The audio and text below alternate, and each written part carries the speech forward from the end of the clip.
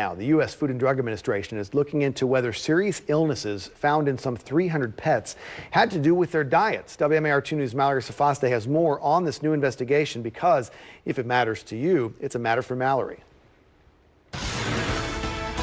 The FDA first put out an alert last July. A few weeks ago, they sent out another update saying there's been an increase in these cases and they've seen certain trends.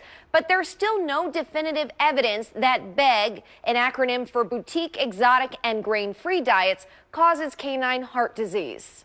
Lentils, turkey, blueberries, sweet potato. This could be the recipe for a health-conscious meal. They're also the ingredients found in certain dog foods. I thought I was feeding my dog, good dog food. Nyla, sit. Allison Schaefer started giving her double doodle Nyla grain-free food to help her with her sensitive stomach. About 7 months later, they had a visit with the vet. She had just a little bit of thinning on her nose, and I didn't know what was going on. So my other dog had a doctor's appointment, and I took her with. And when she went, she was found to have a murmur in her heart. The vet prescribed Nyla thyroid medicine, but after one pill, she became very sick. So I took her back, and he did an x-ray of her to make sure she didn't have any obstructions, and then found the enlarged heart. Nyla was diagnosed with advanced dilated cardiomyopathy, a heart muscle disease that can lead to heart failure. She still has, pretty significantly enlarged heart. Dr. Stephen Rosenthal is now helping to treat Nyla. While large breeds are more prone to the disease, Nyla's age, just 5 years old, made him question her diet. It's very possible that it had a role. Nyla is part golden retriever, and we see an increased incidence of the grain-free diet-associated dilated cardiomyopathy in the golden retriever, but we've seen it in all breeds of dogs, small and large alike. An uptick in cases, particularly in atypical breeds, led CVCA Cardiac Care for Pets to contact the FDA. The FDA started looking into the potential connection between certain diets and DCM, and of the nearly 200 DCM reports to the FDA in which dogs only ate one kind of diet, 90% of those foods were labeled grain-free.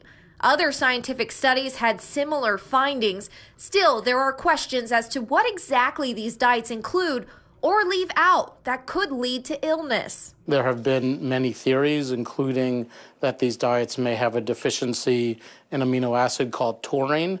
Also, most of these diets are very high in legume content, lentils, peas, chickpeas, and beans.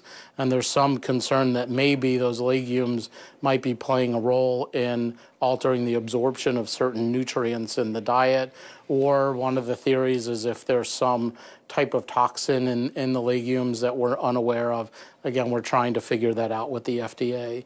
At this point in time, we don't know that answer. The good news is Dr. Rosenthal is starting to see less of these cases, from a few a month to one every several months. He thinks it may be due to more awareness.